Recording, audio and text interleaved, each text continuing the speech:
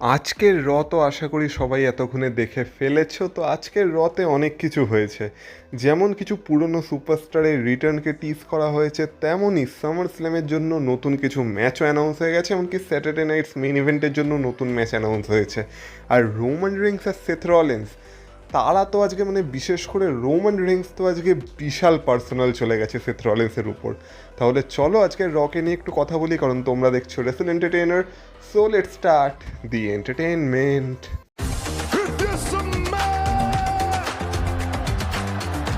Acknowledge me. Acknowledge me. You there, sitting at home. Acknowledge me. সবার প্রথমে তো আমরা রয়ের শুরুতে দেখতে পাই বিস্ট ইনকার্নেট ব্রক লেসনারকে, তার সাথে ছিল পল হেমন।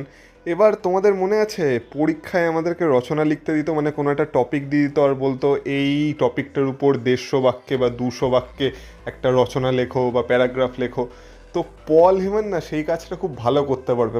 পল হেমন আজকে এত বড় একটা প্রোমো কাট করেছে, কিন্তু মেনলি প্রোমোটার কথাবার্তা এটাই ছিল যে ব্রক লেসনারকে সে বলছিল যে ব্রক লেসনারের মাথায় এখন ওবাফেমি চড়ে গেছে।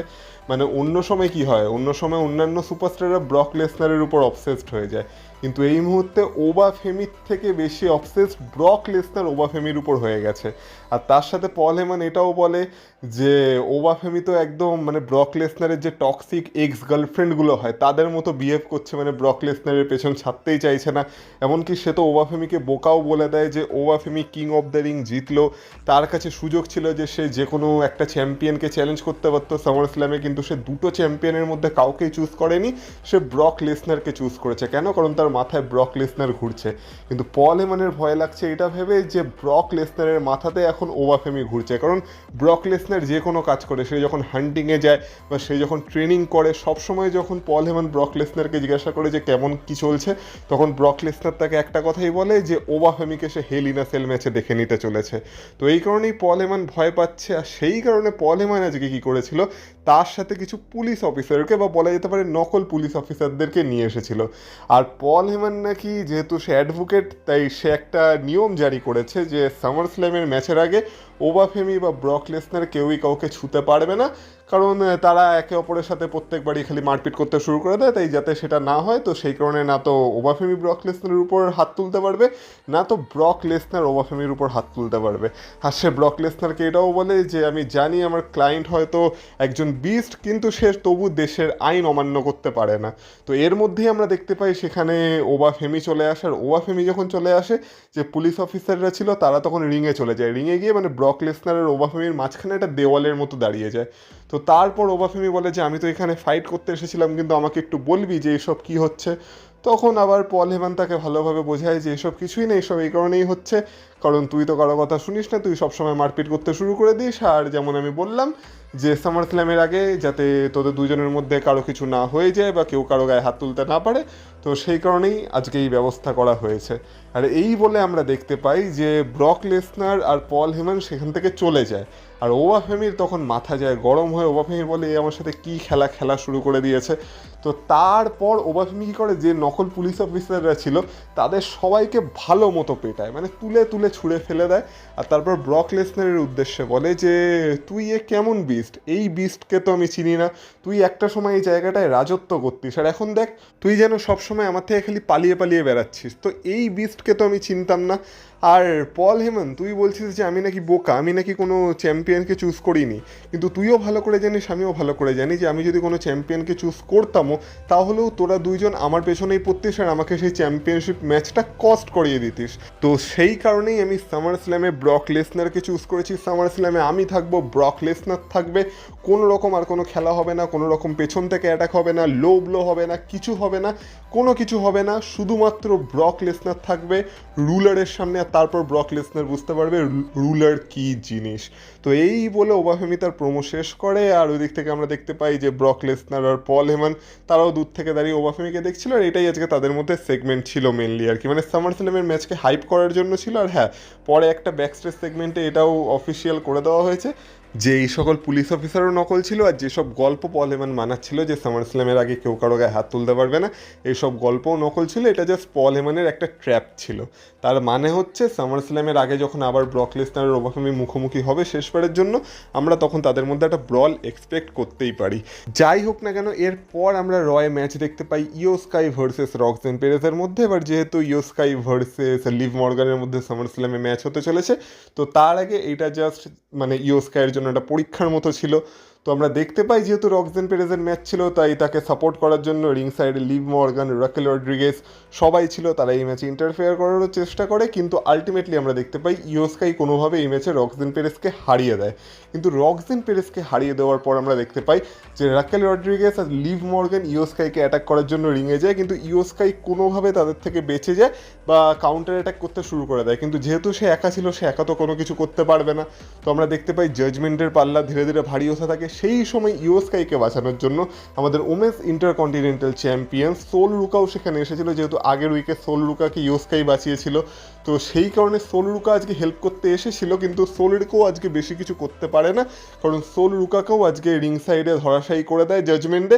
আর তারপর ইও স্কাই আবার একা হয়ে যায়। আর তারপর আমরা দেখতে পাই যে লিভ মর্গানও তার উপর অ্যাটাক করে। এমনকি লিভ মর্গান তো তার যে টাইটেল মানে তার যে চ্যাম্পিয়নশিপটা, সেইটা দিয়েও ইও স্কাইয়ের মুখে আজকে ভালো মতো মেরেছে। আর লাস্টে জাজমেন্টে ইও স্কাইয়ের উপর আজকে স্ট্যান্ড টল করেছে। তো সামার স্ল্যামের আগে আপাতত লিভ মর্গানের পাল্লাই ভারী আছে, যেহেতু তার কাছে নাম্বারস গেমে সুবিধা আছে বা তার কাছে একটা টিম আছে। তো দেখা যাক ইও স্কাই কীভাবে কামব্যাক করে এই স্টোরি লাইনটায়। এরপর আমরা যে সেগমেন্টটা দেখতে পাই সেইটা একটা ইন্টারেস্টিং সেগমেন্ট ছিল, একটি ইমোশনাল সেগমেন্টও ছিল। কারণ আমরা দেখতে পাই যে ভিশন আসে, নতুন ভিশন আসে, যার মধ্যে ম্যাক্সিম ডুপ্রিও ছিল। তো Logan Paul, Bron Breakker, Austin Theory, Maxxine Dupri সবাই রিংয়ে যায়। আর তারপর ম্যাক্সিম ডুপ্রিকে ভিশনে আর কি ইন্ট্রোডিউস করা হয় যে ভিশনের নতুন মেম্বার হচ্ছে ম্যাক্সিম ডুপ্রি। তো এরই মধ্যে আমরা দেখতে পাই আকিরা তোজাওয়া আর ওটিসও সেখানে চলে আসে। আর আকিরা তোজাওয়া আর ওটিস দুজনই আজকে ইমোশনালি খুবই মানে ভেঙে গেছিলো যে এটা ম্যাক্সিম ডুপ্রি তাদের সাথে কী করলো। মানে এক প্রকারে তো ম্যাক্সিম ডুপ্রি তাদেরকে ধোকা দিয়েছে না, মানে তাদের মনে আঘাত করেছে। তো আমরা দেখতে পাই যে আকিরা তোজাওয়া ম্যাক্সিম ডুপ্রিকে জিজ্ঞাসা করছিল যে এটা তুই কী করলি ম্যাক্সিন আমাদের সাথে। তো ম্যাক্সিম ডুপ্রি তখন জাজমেন্ট ডেকে বললো যে তোরা একটু বাইরে যা, আমি একটু এদের সাথে কথা বলে নিচ্ছি, এদের সাথে আমার এটা স্কোর সেটেল করার আছে। তো ম্যাক্সিম ডুপ্রি বলছিল যে দেখ, আমি তোদেরকে এখনও ভালোবাসি এমন কিছু না, কিন্তু তোরাই আমাকে একটা চয়েস দিয়েছিলি যে আমি যদি অস্টিন থিওরির সাথে থাকি তাহলে আমি তোদের সাথে থাকতে পারবো না, সেই কারণেই আমাকে এটা করতে হয়েছে। তো এরপর আমরা দেখতে পাই যে ওই দিক থেকে জাজমেন্টের প্রত্যেকটা মেম্বার মানে আকিরা তোজাওয়া আর ওটিসের উপর হাসতে থাকে। তো তারপর ওটিস ম্যাক্সিম ডুপ্রির সাথে কথা বলতে আসে, আর ওটিস এটাই বোঝানোর চেষ্টা করে যে অস্টিন থিওরি তার জন্য ঠিক না, আর সে যে অস্টিন থিওরির জন্য এরকম ফিল করে সেটা তারা জানতো না। তো তখন ম্যাক্সিম ডুপ্রিও বলে যে অস্টিন থিওরি আমার জন্য ঠিক নেই, এটা তোরা কীভাবে জানলি। তখন ওটিস বলে আমি তো তোকে চিনি। আর তারপর দেখে মনে হয় ওটিস আজকে ম্যাক্সিম ডুপ্রির জন্য তার মনের ভেতরে যে ফিলিংটা লুকিয়েছিল সেইটাকে প্রকাশ করতে চলেছে। মানে সোজা কথায় হচ্ছে এতদিন ওটিস ম্যাক্সিম ডুপ্রিকে ভালোবাসতো, কিন্তু সেই ভালোবাসার কথা ওটিস ম্যাক্সিম ডুপ্রিকে কখনো বলতে পারেনি। আর এখন যখন ম্যাক্সিম ডুপ্রি অস্টিন থিওরির সাথে আছে তখন ওটিসের এটা খারাপ লাগছে। আর তখন অস্টিন থিওরি ওটিসকে বলে যে কী ব্যাপার, আমার দেখে মনে হচ্ছে তুই হয়তো তোর ফিলিংস আজকে প্রকাশ করতে চলেছিস ম্যাক্সিম ডুপ্রির প্রতি। তোর কি মনে হয় তোর মতো মোটা, তোর মতো এত বাজে দেখতে একজন ম্যাক্সিম ডুপ্রির সাথে কখনো থাকতে পারে? এসব কোনো দিনই হবে না। তুই একটা মোটা, তুই একটা মানে তাকে বাজেভাবে অপমান করতে থাকে আর বলে যে ম্যাক্সিম ডুপ্রির মতো মেয়েরা আমার মতো ছেলেদের সাথেই থাকে। তো এরপর আমরা দেখতে পাই যে ওটিস মানে মারাত্মক রেগে যায়। তারপর মানে স্বাভাবিক না, মানে এক তো সে তার ভালোবাসার কথা প্রকাশ করতে পারেনি, আর এখন তার সামনেই তাকে অপমান করা হচ্ছে। তো ওটিসের মধ্যে আজকে একটা অন্য আত্মাই চলে আসে। তো আমরা দেখতে পাই যে ওটিস তখন অস্টিন থিওরিকে মানে রিং সাইড থেকে একদম তুলে রিংয়ের মধ্যে নিয়ে আসে, তারপর তাকে অ্যাটাক করতে থাকে। ওই দিক থেকে ব্রন ব্রেকার যখন মানে অস্টিন থিওরিকে হেল্প করতে আসে, আকিরা তোজাওয়া তখন ওটিসকে হেল্প করতে যায়, কিন্তু আকিরা তোজাওয়ার অবস্থা তো ব্রন ব্রেকার খারাপ করে দেয়। কিন্তু ওই দিক থেকে আমরা দেখতে পাই ওটিসকে থামানো আজকে একটু চাপের হয়ে গেছিলো। ওটিস একা আজকে অস্টিন থিওরি আর ব্রন ব্রেকারকে মানে দুজনের অবস্থা খারাপ করে দিয়েছিল। মানে ওটিসের মধ্যে কার আত্মা ঢুকে গেছিলো কে জানে। আর তারপর যখন অস্টিন থিওরি কোনায় পড়েছিল তখন আমরা দেখতে পাই যে অস্টিন থিওরির অবস্থা যখন ওটিস খারাপ করতে যাচ্ছে তখন তাদের মাঝখানে চলে আসে ম্যাক্সিম ডুপ্রি। আর ম্যাক্সিম ডুপ্রি তারপর ওটিসকে আটকায়। আটকে ওটিসের সাথে আজকে ইমোশনাল মাইন্ড গেম খেলে। দেখে মনে হয় যে ম্যাক্সিন ডুপ্রি বলছে যে ঠিক আছে আমি বুঝতে পেরেছি তুই আমার প্রতি কী ফিল করতিস, আর তারপর সে ওটিসকে চুমু খেতে যায়। কিন্তু এইটা ছিল একটা ট্র্যাপ, আর এই সুযোগে ওটিস একটু শান্ত হয় আর সেই সুযোগটাকে কাজে লাগিয়ে পেছন থেকে অস্টিন থিওরি ওটিসকে মেরে দেয় একটা লো ব্লো, আর তারপর ওটিসের মুখের উপর হাসতে শুরু করে ম্যাক্সিন ডুপ্রি। তারপর আমরা দেখতে পাই আকিরা তোজাওয়াকে একটা স্পিয়ার মেরে দেয় ব্রন ব্রেকার, তারপর ব্রন ব্রেকার ওটিসের অবস্থাও খারাপ করে দেয়। লাস্টে তো ম্যাক্সিন ডুপ্রি ওটিসের গায়ে পা তুলে ভিজনের সাথে সেলিব্রেট করতে থাকে। তো এই ব্যাপারটা দেখে হয়তো অনেকের ফানি মনে হতে পারে, কিন্তু যারা এই টাইপের কিছু ফিল করেছে অ্যাকচুয়ালি তাদের লাইফে, তো তারা হয়তো এটাকে দেখে একটু ইমোশনালও ফিল করবে যে হয়তো তারা এরকমই কোনো মানুষের সাথে এতদিন ছিল যাদেরকে তারা ভালোবাসতো কিন্তু কখনো মুখ ফুটে সেই ভালোবাসার কথা বলতে পারেনি, আর এখন তারা যখন অন্যের সাথে আছে তখন তারা অন্যের সাথে তো হ্যাপি আছে, কিন্তু সেই যে অপ্রকাশিত প্রেমিক যে কিনা তার ভালোবাসার কথা কখনো প্রকাশই করতে পারেনি, তার অবস্থা খারাপ হয়ে গেছে। তো এইখানে ডাব্লিউডাব্লিউই ইমোশনাল গেম খেলেছে, কিন্তু এইটা আজকে শিওর হয়ে গেছে যে ম্যাক্সিন ডুপ্রি এখন পুরো ভিজনারি মেম্বার আর পুরোপুরিভাবে অস্টিন থিওরির সাথেই আছে। তো এইখান থেকে এদের স্টোরি লাইনটা কীভাবে চলে এটা ইন্টারেস্টিং বিষয় হবে। তো দেখা যাক ফিউচারে কী হয় এদের মধ্যে। কিন্তু হ্যাঁ, তোমাদেরকে একটা কথা বলবো, এই কারণেই বলে যদি কাউকে ভালোবেসে থাকো সময় মতো নিজের ভালোবাসার কথা প্রকাশ করতেও শেখো, কারণ না হলে হয়তো অনেক দেরি হয়ে যেতে পারে। যাই হোক, কিন্তু এরপর আমরা দেখতে পাই একটা হঠাৎ করেই ম্যাচ অ্যানাউন্স হয়ে যায়, কারণ কমার্শিয়াল ব্রেক চলতে চলতে আমরা দেখতে পাই সেখানে জিমি উসো আসে, আর জিমি উসো এসেছিল সোলো সিকোয়াকে খুঁজতে, কিন্তু পেছন থেকে আমরা দেখতে পাই রয়েস কিজ বেরিয়ে এসে জিমি উসোকে অ্যাটাক করতে থাকে, আর তারপর অ্যাডাম পিয়ার্স তাদের মধ্যে একটা ম্যাচ অ্যানাউন্স করে দেয়। এবার এই ম্যাচটা নামেই একটা ম্যাচ ছিল, এই ম্যাচটা কিছুক্ষণ চলতে থাকে, কিন্তু তারপর আমরা দেখতে পাই সেখানে জেকব ফাটু চলে আসে, জেকব ফাটু এসে ম্যাচের মাঝখানে ইন্টারফেয়ার করে, রয়েস কিজের উপর অ্যাটাক করে, যার ফলে এই ম্যাচের কোনো রেজাল্ট বেরোয় না বা ডিসকোয়ালিফিকেশনের মাধ্যমে ম্যাচটা শেষ হয়ে যায়। তো তারপর আমরা দেখতে পাই যখন রয়েস কিজকে বাজেভাবে জেকব ফাটু অ্যাটাক করছিল, তখন রয়েস কিজকে বাঁচানোর জন্য সেখানে সোলো সিকোয়া চলে আসে, আর সোলো সিকোয়া এসেও আজকে নাটক করে। সোলো সিকোয়া প্রথমে বলে যে দেখ আমি বুঝতে পেরেছি তোরা কি চাস, আমি এটাও বুঝতে পেরেছি যে blood is thicker than water, তো সেই কারণে আমি আবার আমার পরিবারে ফিরে আসতে চলেছি, আমি আবার তোদেরকে জয়েন করতে চলেছি। এই বলে সোলো সিকোয়া, জিমি উসো আর জেকব ফাটু তারা উই দ্য ওয়ান্সের সাইন করতে থাকে, আর দেখে মনে হয় আমরা আমাদের পুরনো ব্লাড লাইনকে আবার ফিরে পেয়ে গেছি, আর সোলো সিকোয়া আবার ব্লাড লাইনে চলে এসেছে। কিন্তু এই পুরোটাই ছিল সোলো সিকোয়ার নাটক। তারপর সোলো সিকোয়া একটু হেসে জিমি উসোকে একটা সামওয়ান স্পাইক মেরে দেয়, আর এটা যখন সে করে তখন জেকব ফাটু সোলো সিকোয়ার উপর অ্যাটাক করে দেয়। তো তারপর আমরা দেখতে পাই যে জিমি উসো কামব্যাক করে, আর তারপর জেকব ফাটু ও জিমি উসো রয়েস কিস আর সোলো সিকোয়ার উপর আপার হ্যান্ড নিতে যাচ্ছিল, কিন্তু সেই সময় সেখানে বেরিয়ে আসে LA নাইট, আর LA নাইটের হাতে আজকে একটা চেয়ার ছিল, আর LA নাইট এসে আজকে জেকব ফাটু আর জিমি উসোকে সেখান থেকে বের করে, আর তারপর LA নাইট বলে যে দেখ তোরা পারলে যে উসোকেও ডেকে নে, কারণ আমি বুঝতে পেরেছি যে আমি একা তো ব্লাড লাইনকে কিছু করতে পারবো না, আমার হয়তো হেল্প দরকার পড়তে পারে, তাই আমি রয়েস কিজকেও ডাকছি, আর হ্যাঁ ইয়া আমি সোলো সিকোয়াকেও ডাকছি। তো আমরা তিনজন আর তোরা তিনজন চল সামার স্ল্যামে একটা ম্যাচ করে নিই। এই বলে সামার স্ল্যামে একটা 6 man tag team match announce হয়ে গেছে, যেখানে একটা টিমে থাকবে LA নাইট, সোলো সিকোয়া, রয়েস কিস, আর একটা টিমে থাকবে ব্লাড লাইন মানে জেকব ফাটু, জে উসো আর জিমি উসো। তো এই একটা ম্যাচ আজকে সামার স্ল্যামের জন্য অ্যানাউন্স হয়ে গেছে, আর শুধুমাত্র সামার স্ল্যামের জন্য না, আজকে স্যাটারডে নাইটস মেন ইভেন্টের জন্য একটা ম্যাচ অ্যানাউন্স হয়েছে, কারণ এরপর আমরা দেখতে পাই যে বেলি আজকে লায়রা ভ্যালকাইরিয়াকে কল আউট করে, লায়রা ভ্যালকাইরিয়া বেরিয়ে আসে, তাকে দেখে মনে হচ্ছিল সে তার মানে মাথা নষ্ট করে ফেলেছে, সে একদম পাগলের মতো হয়ে গেছে, সে আর আগের মতো নেই। তো লায়রা ভ্যালকাইরিয়া বেলিকে বলে যে তুই সবসময় কি ভিকটিম কার্ড খেলার চেষ্টা করিস, তোর কারণে আমি 1 বছর ধরে মানে কিছু করতে পারছি না, তুই আমাকে হোল্ড ব্যাক করে রেখেছিস, তো তুই হয়তো মনে করে থাকতে পারিস যে তুই বেস্ট, কিন্তু আমি তোকে আজকে সত্যি কথা বলবো, তুই 4 হর্স ওমেনদের মধ্যে সব থেকে খারাপ, তুই পোস্টারে থাকার যোগ্য না, তুই কিছু না, বলে এই বলে বেলিকে অপমান করতে থাকে। বেলিও তখন বলে যে আমি গ্র্যান্ড স্ল্যাম চ্যাম্পিয়ন, আমি ওই সেই করেছি ডাব্লিউডাব্লিউইতে, কিন্তু তারপর আমরা দেখতে পাই তাদের মধ্যে একটা মারপিট শুরু হয়ে যায়, আর আজকে আপার হ্যান্ড ছিল লায়রা ভ্যালকাইরিয়ার, কারণ লায়রা ভ্যালকাইরিয়া আজকে বেলিরই ফিনিশিং মুভ মানে যেটা হচ্ছে বেলি টু বেলি, সেটা বেলিকে মেরে দিয়ে আজকে বেলির উপর আপার হ্যান্ড নিয়ে নেয়। এরপর আমরা রতে দেখতে পাই একটা গন্টলেট ম্যাচ, যেটা ছিল ইন্টারকন্টিনেন্টাল চ্যাম্পিয়নশিপের নাম্বার 1 কন্টেন্ডারের জন্য, যেখানে সবার প্রথমে ডমিনিক মিস্ট্রিও বেরিয়ে এসে ডমিনিকের সাথে জো হেনরির ম্যাচ হচ্ছিল। এবার যেহেতু ডমিনিককে সাহায্য করার জন্য জেডি ম্যাকডোনা ছিল, তো সবার প্রথমে আমরা দেখতে পাই জেডি ম্যাকডোনার সাহায্য নিয়ে জো হেনরিকে ডমিনিক মিস্ট্রিও হারিয়ে দেয়। আর তারপর সেখানে বেরিয়ে আসে ইয়ং ওজি জিভন ইভেন্স। আর তখনও জেডি ম্যাকডোনা ডমিনিকের রিং সাইডে ছিল, তাই জেডি ম্যাকডোনা আবার ডমিনিককে সাহায্য করার চেষ্টা করে, কিন্তু সেই সময় সেখানে বেরিয়ে আসে আমাদের ড্যান হজেন। আর ড্যান হজেন বেরিয়ে আসার পর সে ডমিনিককে কার্স করে দেয়, কিন্তু আজকে কার্সটা হয়তো একটু এফেক্টিভ ছিল না, কারণ যেই সাইড থেকে ফায়ার ওয়ার্কস বেরোনোর কথা ছিল সেই সাইড থেকে বেরোয় না, উল্টো সাইড থেকে বেরোয়। কিন্তু সে সময় জেডি ম্যাকডোনা যখন ড্যান হজেনকে ট্যাকেল করতে যায়, ওই দিক থেকে জীবন ইভেন্স সুযোগ পেয়ে যায়। জীবন ইভেন্স তারপর সেই সুযোগটাকে কাজে লাগিয়ে আমরা দেখতে পাই ডমিনিক মিস্ট্রিওকে এলিমিনেট করে দেয়। তারপর ডমিনিকের এলিমিনেট হয়ে যাওয়ার পর সেখানে বেরিয়ে আসে ড্র্যাগন লি। তারপর আমরা জীবন ইভেন্স আর ড্র্যাগন লির মধ্যেও একটা ভালো ম্যাচ দেখতে পাই, যেহেতু দুজনই হাই ফ্লায়ার। কিন্তু আলটিমেটলি একটা ভালো ম্যাচের পর আমরা দেখতে পাই কোনোভাবে রোল আপ করে জীবন ইভেন্স ড্র্যাগন লিকেও এই ম্যাচে পিন করে এলিমিনেট করে দেয়। ড্র্যাগন লির পর সেখানে বেরিয়ে আসে রুসেফ, আর রুসেফ তারপর জীবন ইভেন্সকে ডমিনেট করার চেষ্টা করে, কিন্তু দুটো ম্যাচে কম্পিট করার পর এটা তার 3 নম্বর ম্যাচ ছিল, কিন্তু তবু জীবন ইভেন্স পুরো তার 100% দিয়ে কম্পিট করেছে। একটা সময় তো যখন রুসেফ তাকে অ্যাকুলেট মুভে আটকে নিয়েছিল, তখন সে রুসেফকে তুলেই নিয়েছিল। তো তারপরেও আমরা দেখতে পাই যে রুসেফ আলটিমেটলি যখন অ্যাকুলেটে আটকে দেয়, তখন জীবন ইভেন্স আর কিছু করতে পারে না। আলটিমেটলি তার আর কি সব গ্যাস আউট হয়ে যায় আর সে অজ্ঞান মতো হয়ে যায়। আর এইভাবে আমরা দেখতে পাই জীবন ইভেন্স এই ম্যাচটা থেকে এলিমিনেট হয়ে যায়। জীবন ইভেন্সের এলিমিনেট হয়ে যাওয়ার পর আমরা দেখতে পাই সেখানে বেরিয়ে আসে চ্যাড গেবিল। তারপর আমরা চ্যাড গেবিল আর রুসেফের মধ্যে একটা ম্যাচ দেখতে পাই।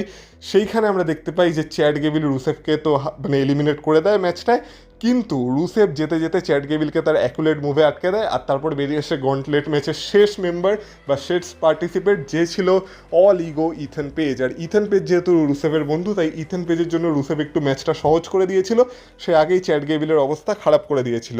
তো তারপর রুসেফ ইথন পেজকে বলে যা ওকে হারিয়ে দেয়, কিন্তু ইথন পেজ তবু চ্যাড গেবিলকে হারাতে পারে না। আলটিমেটলি আমরা দেখতে পাই চ্যাড গেবিল যখন ইথন পেজকে তার অ্যাঙ্কেল লকে আটকে দেয়, তখন ইথন পেজ ট্যাপ আউট করেছে। আর এইভাবে গন্টলেট ম্যাচটা জিতে যায় চ্যাড গেবিল, আর চ্যাড গেবিল হয়ে যায় number 1 contender for intercontinental championship. আর ম্যাচের শেষে আমরা দেখতে পাই পেনটাও বেরিয়ে আসে।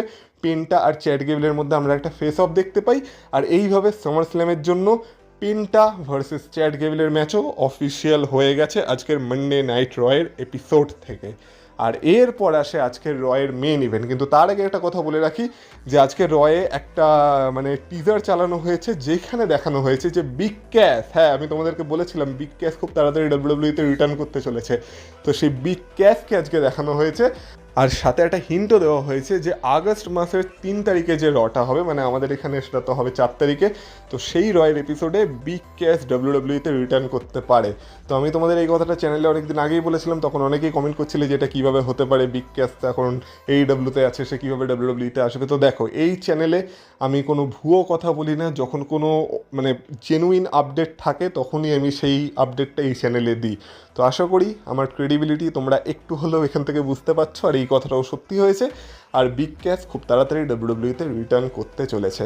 যাই হোক, এবার মেন ইভেন্টের কথা বলা যায়। মেন ইভেন্টে আমরা রোমান রিংস আর সেথ রলিন্সের মধ্যে একটা কন্ট্রাক্ট সাইন ইন দেখতে পাই, যেখানে আজকে সেথ রলিন্স এসেই একটা কথা বলে যে 3টে জিনিস লাইফে একদম কনফার্ম, যেটা হবেই হবে, সেটা হচ্ছে ডেথ মৃত্যু, ট্যাক্সেস, আর সেথ রলিন্স রোমান রিংসকে সবসময় হারাতে থাকবে।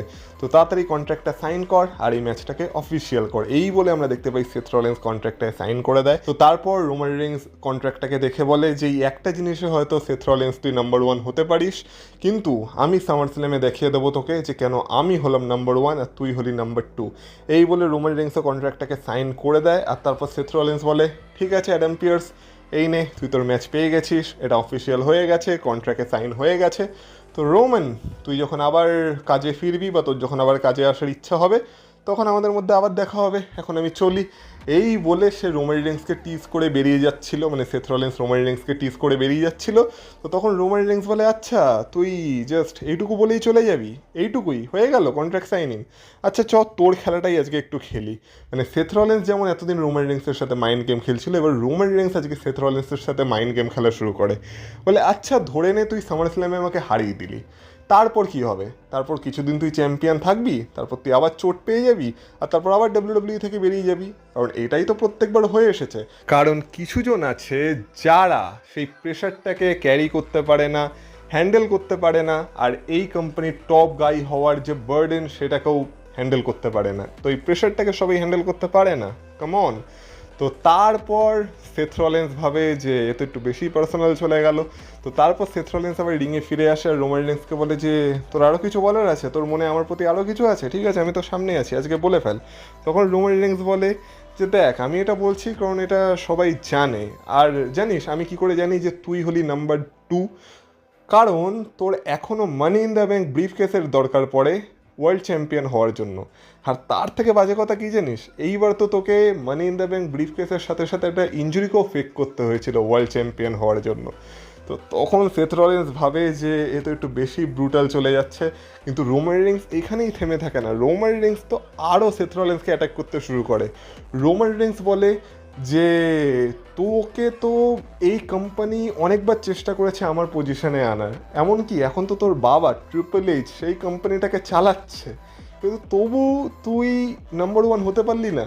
আর তোর কাছে যখনই সুযোগ এসেছে নাম্বার 1 হওয়ার তখনই তুই সেখানে ফেল করেছিস।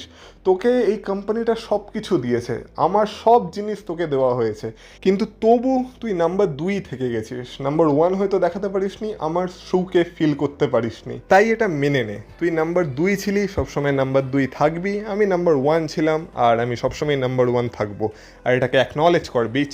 আর এইটা যখন বলে তখন সেথ রলিন্সের মাথা আরও গরম হয়ে যায়। সেথ রলিন্স বলে যে এইটুকুই ছিল তোর কাছে বলার মতো, তুই আরও বল, আমি তোর মতো কখনো মেন ইভেন্ট করতে পারবো না, আমি তোর মতো সুপারস্টার হতে পারবো না, আমি তোর মতো ড্র করতে পারবো না, এগুলো তুই আরও বল, কিন্তু আমি জানি যে তুই আর আমি সেম ফাইট ব্যাটেল করছি না।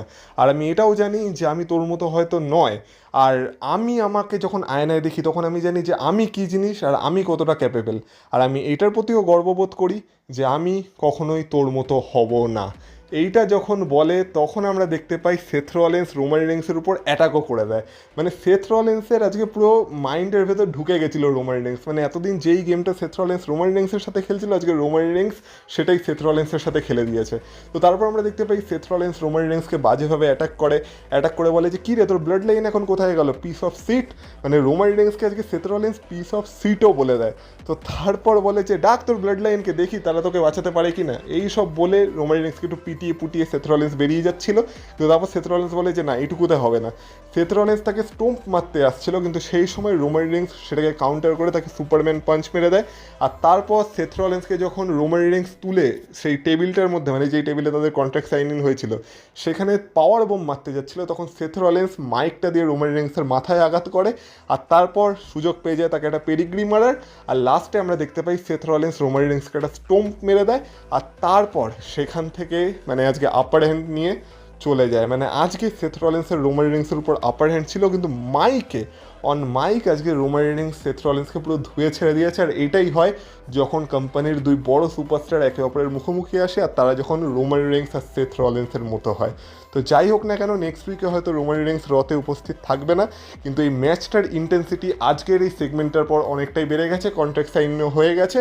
তো দেখা যাক এবার সামার স্ল্যামে এরা দুইজন আমাদেরকে কেমন ম্যাচ ডেলিভার করতে পারে। কিন্তু আজকে রয়ের এপিসোড এখানেই সমাপ্ত হয়ে যায়, আর আমি বলবো আজকে রয়ের এপিসোড দেখার মতো ছিল, ভালো এপিসোড ছিল, তোমরা রয়ের এপিসোডকে উপভোগ করতে পারবে, সেই সব জিনিসপত্র আজকে রয়ের এপিসোডের মধ্যে ছিল।